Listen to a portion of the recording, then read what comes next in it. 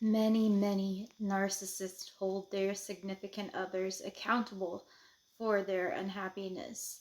If they did not do this, they would have to take responsibility for their own feelings and their own actions.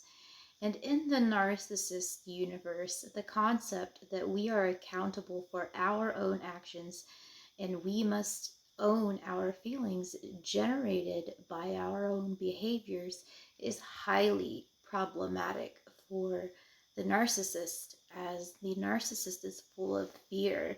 The fear-based person who cannot take an emotional risk of any kind because of that fear of rejection, and it makes them a prisoner to their own behavioral problems.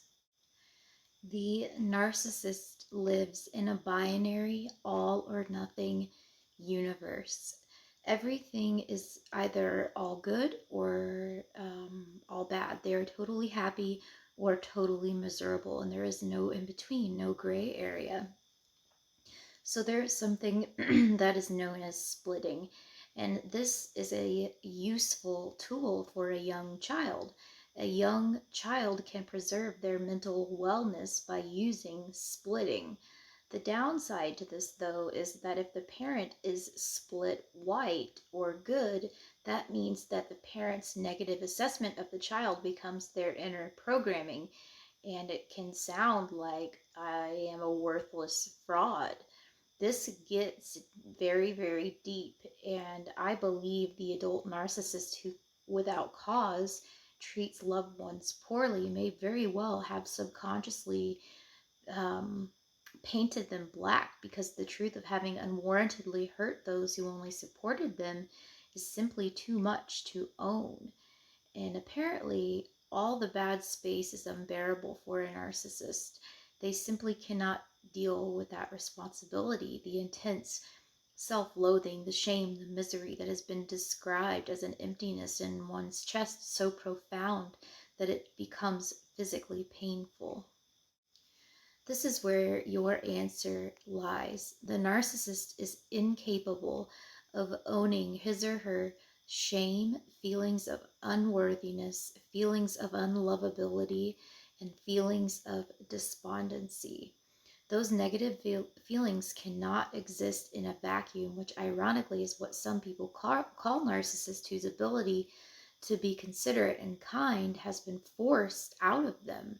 When one's light has been extinguished, he or she will never respond to kindness with kindness. And with that in mind, the narcissist is so overwrought with toxic anger. In order to fight for his or her own psychic survival, they are compelled to unload or foist all of their negative feelings and emotions on to their nearest and dearest, lest he or she be psychologically annihilated. When they get the opportunity to get attention or fish for attention from members of the opposite sex, they cannot resist this, even when their partner is right beside them. When they get the opportunity to create friction in other people's lives and relationships or friendships, they don't seem to be able to resist in doing so. But at the same time, they seem to expect both that positive attention from themselves and both parties that are involved.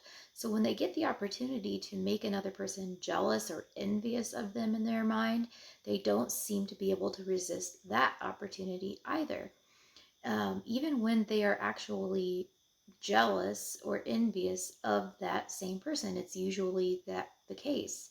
And even when things are going well in the narcissist life, they will self-sabotage so they can play the victim, thinking that the people who are making things go well in their lives will do more for them and make things better for them in their lives. And when they want or need something from others, they expect immediate gratification and an immediate response, total compliance with what they need.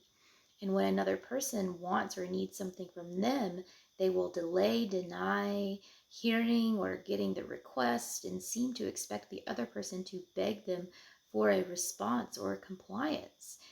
They don't seem to be able to resist the opportunity to step themselves up, regardless of who they have to step on to get there.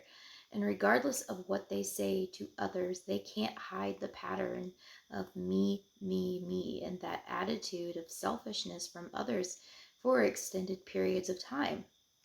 Any patterns of behavior that have worked for them in the past or are working for them in the present seem to be locked in as behaviors that will work with anybody, any place, anytime, and in any situation. They often wind up being victims of their own locked in behavioral patterns rather than those behavioral patterns of making other people their prisoners.